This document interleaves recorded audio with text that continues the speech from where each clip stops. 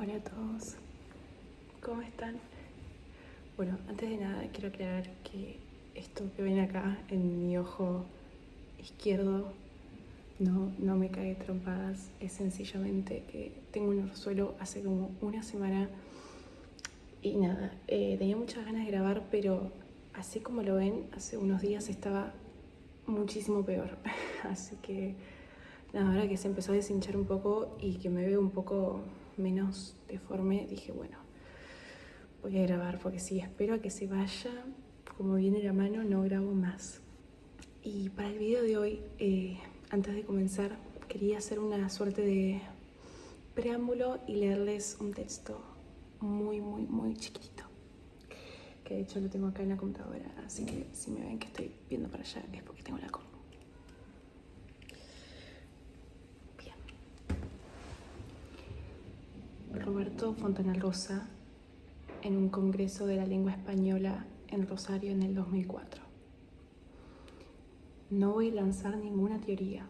Un congreso de la lengua es un ámbito apropiado para plantear preguntas y eso voy a hacer. La pregunta es, ¿por qué son malas las malas palabras? ¿Quién las define? ¿Son malas porque les pegan a las otras palabras? ¿Son de mala calidad porque se deterioran y se dejan de usar? Tienen actitudes reñidas con la moral, obviamente. No sé quién las define como malas palabras. Tal vez al imaginarlas las hemos derivado en palabras malas, ¿no es cierto? Muchas de estas palabras tienen una intensidad, una fuerza que difícilmente las haga intrascendentes. De todas maneras, algunas de las malas palabras, no es que haga una defensa quijotesca de las malas palabras, algunas me gustan, igual que las palabras de uso natural. Yo me acuerdo que en mi casa mi vieja no decía muchas malas palabras, era correcta. Mi viejo era lo que se llama un mal hablado, que es una interesante definición. Como era un tipo que venía del deporte, entonces realmente se justificaba. También se lo llamaba boca sucia, una palabra un poco antigua, pero que se puede seguir usando. Era otra época, indudablemente. Había unos primos míos que a veces iban a mi casa y me decían, vamos a jugar al tío Berto. Entonces iban a una invitación y se encerraban a putear. Lo que era la falta de la televisión, que había que caer en esos juegos ingenuos. Ahora, yo digo, a veces nos preocupamos porque los jóvenes usan malas palabras. A mí eso no me preocupa, que mi hijo las diga. Lo que me preocuparía es que no tengan una capacidad de transmisión y de expresión, de grafismo al hablar. Como esos chicos que dicen, había un coso, que tenía un coso, y acá le salía un coso más largo. Y uno dice, ¿qué cosa? Yo creo que estas malas palabras les sirven para expresarse. ¿Los vamos a marginar? ¿A cortar esa posibilidad? Afortunadamente, ellos no nos dan bola y hablan como les parece. Pienso que las malas palabras brindan otros matices. Yo soy fundamentalmente dibujante. Manejo mal el color, pero sé cuántos más matices tenga, uno más se puede defender para expresar o transmitir algo. Hay palabras de las denominadas malas palabras que son irreemplazables, por sonoridad, por fuerza y por contextura física. No es lo mismo decir que una persona es tonta a que decir que es un pelotudo. Tonto puede incluir un problema de disminución neurológico, realmente agresivo. El secreto de la palabra pelotudo, que no sé si está en el diccionario de dudas, está en la letra T. Hay una palabra maravillosa que en otros países está exenta de culpa, que es la palabra carajo. Tengo entendido que el carajo es el lugar donde se ponía el vigía en lo alto de los mastiles de los barcos. Mandar a una persona al carajo era estrictamente eso.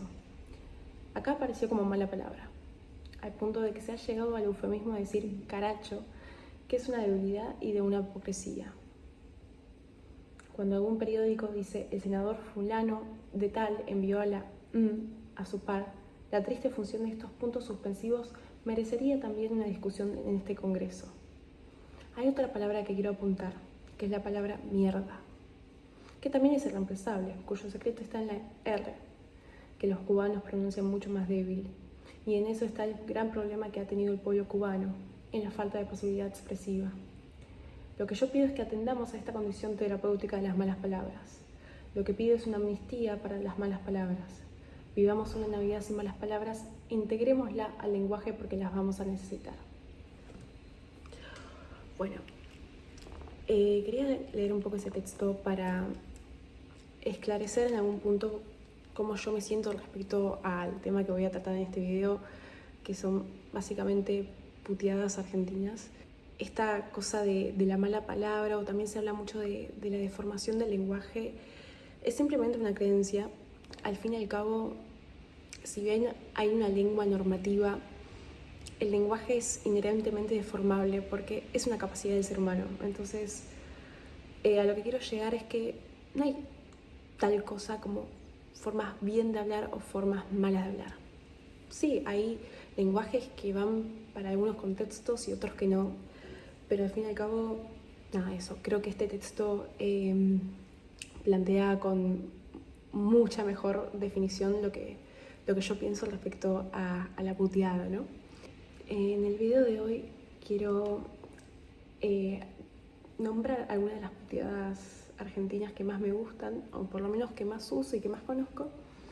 De algunas tengo un poco definido el origen, ¿no? Que uno se pregunta, pero esto que decimos tanto, ¿de dónde viene?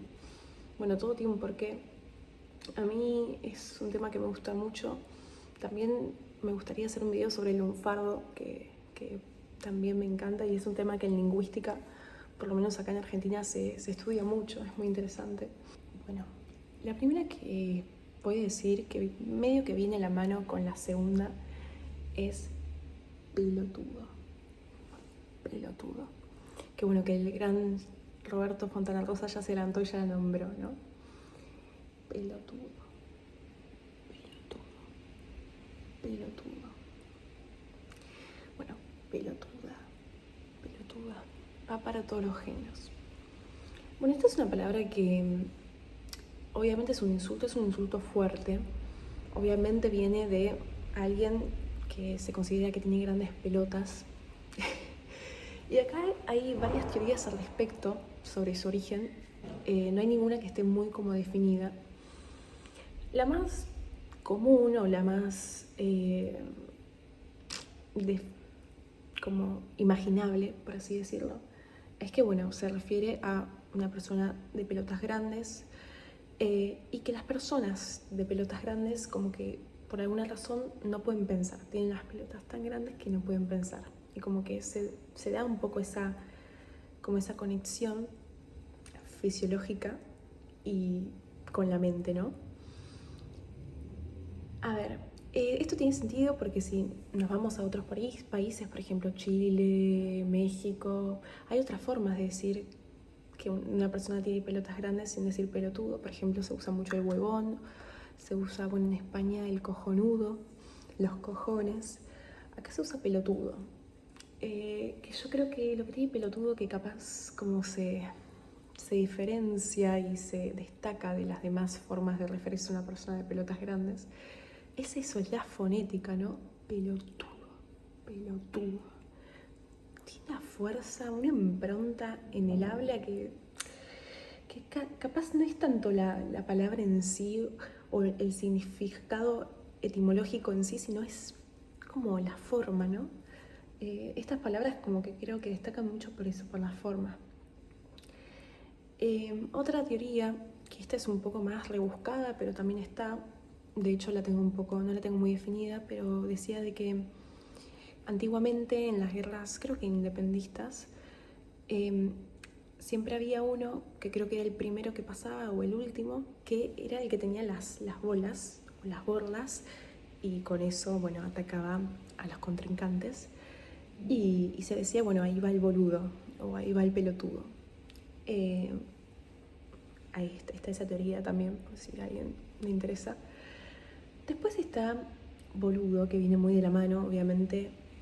Bolas, pelotas, creo que estamos de acuerdo que son bastante sinónimos. El boludo tiene un uso distinto. El pelotudo sí es un insulto. Acá en Argentina está elegido como un insulto. O sea, uno le dice, sos un pelotudo a una persona que efectivamente quiere insultar. El boludo, en cambio, si bien está considerado en esta cosa de las malas palabras, está mucho más normalizado en el habla informal, porque es muy usado como muletilla.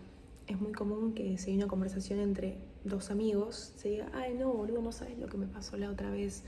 O, bueno, también es muy autorreferencial los argentinos nos puteamos mucho nosotros mismos, pero es como, ay, qué boluda, me olvidé de sacar el pollo del horno y se me quemó. O, ay, qué boluda, me olvidé que mañana tenía que entregar un trabajo práctico. Bueno, también es así, pero es como es muy muletilla, es muy suave. Normalmente como no se usa para putear a otro con intención de insultar,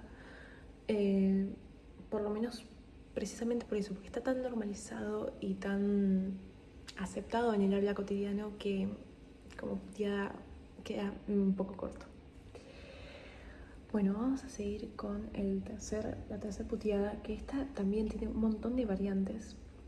Creo que de todos los insultos argentinos, esta es la más maleable, porque hay muchas formas. Bueno, la concha de su madre. ¿Por qué digo que es muy maleable? Es porque hay muchas formas de decir la concha. Se puede decir la concha de tu hermana, la concha de tu tía, la concha... Bueno, esto es un poco blasfemia. La concha de Dios. Esa es una que digo, no tengo ningún problema con Dios, pero a veces es como cuando estás como solo y te sale algo mal y capaz no tenés a alguien con quien dirigirte, decís la concha de Dios. Hay una teoría, hay un mito urbano, vamos a decir, de que el origen de la concha de su madre creo que viene de la costa. Corríjanme si alguien sabe bien esta historia porque no vine muy estudiada para hoy. Que creo que en la costa había una familia, una gran familia, y había una madre que preparaba como unas conchas de mar, literalmente, las preparaba y cocinaba un montón. No sé qué pasó, si un día se cayeron las conchas, o si estaban ricas o si estaban feas, o vino un novio nuevo que le presentó a la hija y dijo la concha de tu madre. Y bueno, como que quedó ahí. Eso es lo que dicen. Después hay otra que también se usa mucho, que a mí me resulta muy graciosa, y es la concha de la lora. Me resulta muy graciosa porque ¿en qué momento empezamos a decir la concha de la lora? Pobre, ¿qué nos hicieron los loros, chicos? El sentido de esta creo que es un poco más creíble y definido. Resulta que para identificar y diferenciar a un loro de una lora hembra, hay que, fijarse bien sus partes íntimas. Tengo entendido que la lora, para encontrar las partes, la genitalidad de la lora, es bastante difícil porque está como muy escondido. Es como muy difícil llegar. Entonces, cuando mandás a alguien a la concha de la lora, lo estás efectivamente mandando a un lugar muy lejano y muy inalcanzable. Entonces, es de ahí la concha de la lora. Este es más, sí, es para mandar a alguien a la... Decís, andate a la concha de la lora. Me resulta muy gracioso. Bueno, puse algunas palabras, además de estas, que sí, estamos todos de acuerdo que son puteadas y que en un contexto formal no se pueden usar. Pero también puse algunas palabras que no son tanto insultos per se, sino son palabras como insultantes, pero de un modo más bien amigable, no tan explícito. Los que son de acá, de Argentina, efectivamente van a saber por qué digo esto.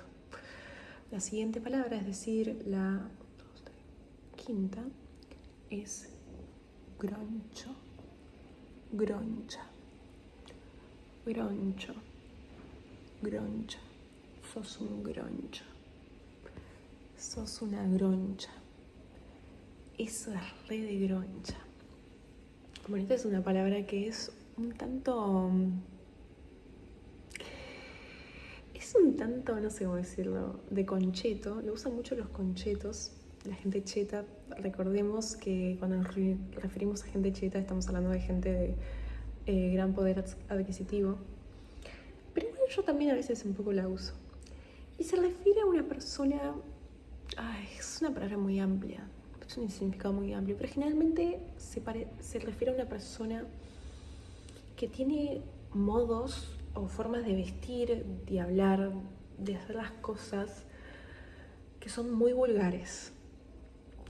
Son muy vulgares y generalmente se relacionan a esas cosas vulgares a cosas de generalmente como de todo un estereotipo de persona de clase baja o sí, como de poco poder adquisitivo, ¿no? Por ejemplo, acá en Argentina hay algo que es muy común. Por ejemplo, no sé, hay una chica que va y tiene unas extensiones de pestañas que le llegan hasta la frente. Bueno, seguramente esa chica, más de una persona se dirija y le diga: ay, qué groncha esta chica, mira las pestañas que se hizo. No sé, no se me ocurren más ejemplos, pero sí, es como alguien que tiene cosas muy vulgares. A mí esta palabra me parece una palabra bastante hiriente, o sea, me parece algo fuerte, porque no estás criticando a la persona, sino estás criticando las cosas que tiene o las cosas que puede tener. A veces, no, yo por ejemplo no lo uso tanto en ese sentido, tipo de, ay no, esa chica, mira qué mala que está vestida, es una groncha, no. Pero sí capaz lo uso para referirme a alguien que tiene como actitudes ante la sociedad un poco de mierda, un poco de pelotuda. Qué sé yo, como, no sé, criticar a los demás o, no sé, como que tiene un sentido bastante amplio la palabra, pero generalmente va más para ese lado. Así que sí, groncha.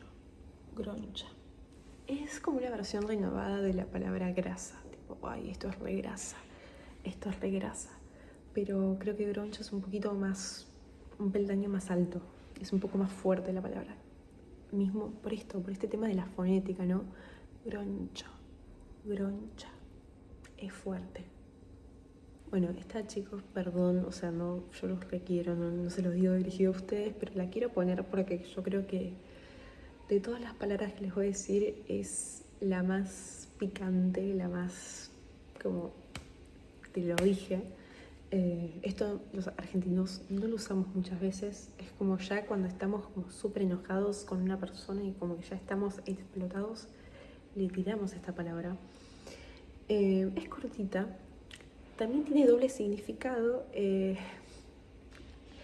me estoy refiriendo a forro.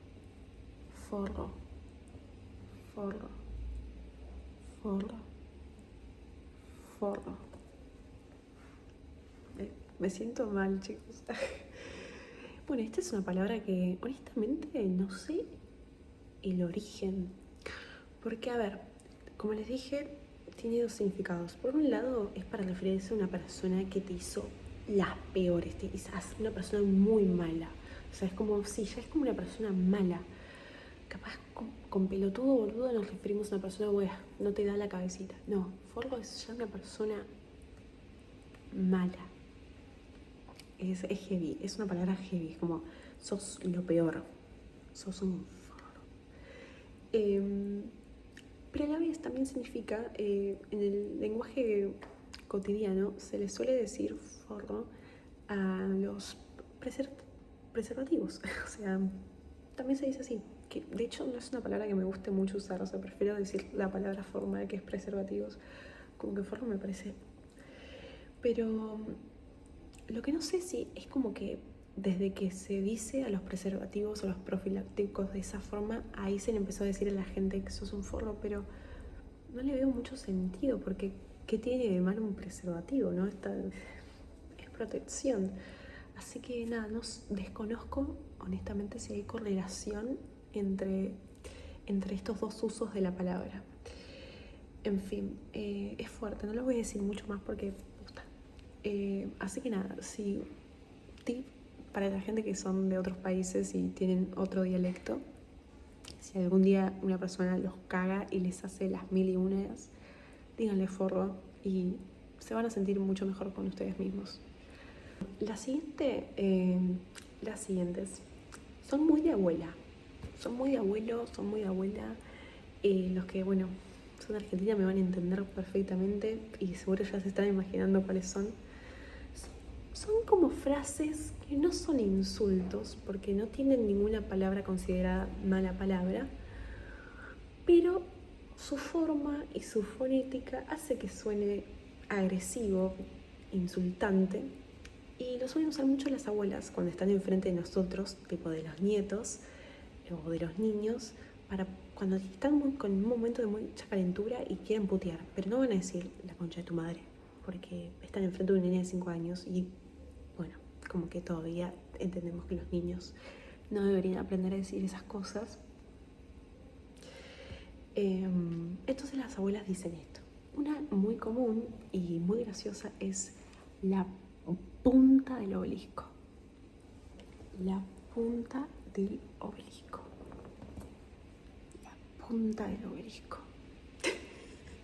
Esta es re de acá, o sea, es una forma de mandar a la mierda a alguien con cierta sutileza y glamour. Es como, andate a la punta del obelisco. Sí, eso. Es como la sonoridad es lo que le da esa como cosa medio... Es re de abuela, chicos. Me encanta. Es como me hace acordar automáticamente a mi abuela, a mi mamá también. Mi mamá cuando siempre dice la punta del obelisco. Otra que dice mucho mi mamá es la concha de la vaca.